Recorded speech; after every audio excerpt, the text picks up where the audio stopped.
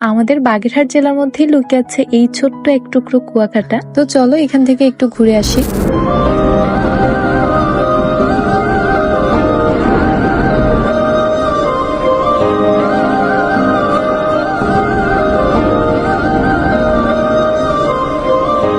Hello everyone, আসসালামু আলাইকুম, welcome to my another new blog. মূলত যাচ্ছি বান্ধবীকে বার্থডে উইশ করার জন্য, আর পাশাপাশি একটু ঘোরাঘুরি করব।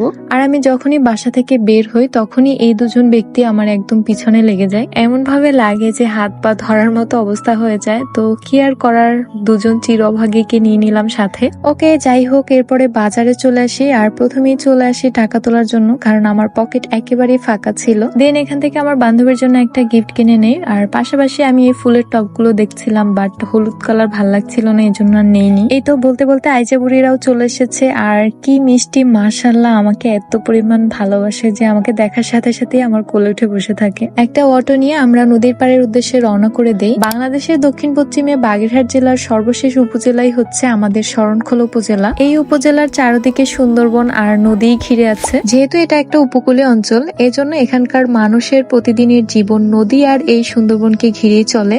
আর আমাদের এখানকার মানুষের সব থেকে প্রিয় একটা জায়গা হচ্ছে এই বলেশ্বর নদীর পাড়। যদিও শরণখোলা রিভারভিউ পার্ক এই জায়গাটাই সব থেকে বেশি জমজমাট থাকে, তাই এবার আর এই জায়গাটাতে দাঁড়াইনি, একদম সামনে চলে আসি। নিরিবিলি শান্ত একটা পরিবেশ খুঁজছিলাম যেখানে নিজেদের মতো করে সময় কাটাতে পারবো, আর সেটা আমরা পেয়েও যাই। দেখো, এই হচ্ছে মিষ্টি আইজা পাখি, মাশাআল্লাহ, আমাকে কি সুন্দর করে ফুল দিচ্ছে। আর এই হচ্ছে আমাদের বাগেরহাট জেলার সর্বশেষ উপজেলা শরণখোলার ছোট্ট এক টুকরো কুয়াকাটা। এখানে এসে কোনোভাবেই মনে হচ্ছিল না যে আমরা কোনো নদীর পাড়ে বসে আছি। এই নদীর বিশাল বড় বড় ঢেউয়ের শব্দগুলো শুনলে মনেই হবে যে কোনো সমুদ্র সৈকতের সামনে বসে আছি। এই জন্যই এই জায়গাটাকে আমি কুয়াকাটা বলেছি। বেশ সুন্দর একটা নিরিবিলি জায়গা, আমার কাছে তো বেশ ভালো লেগেছে। জানি না এখানে আমি আবার কতবার যাব। আমার যেহেতু নিরিবিলি পরিবেশ আর সমুদ্র খুবই পছন্দ, তো এই জায়গাটা আমার জন্য একদম পারফেক্ট। বাট ভুলেও এই জায়গাটাতে কেউ জিএফ নিয়ে চলে এসো না, তাহলে কিন্তু ভাইরাল হয়ে যাবে একদম। আচ্ছা, যাই হোক, তো বান্ধবীর জন্য একটা কেকও নিয়ে এসেছিলাম।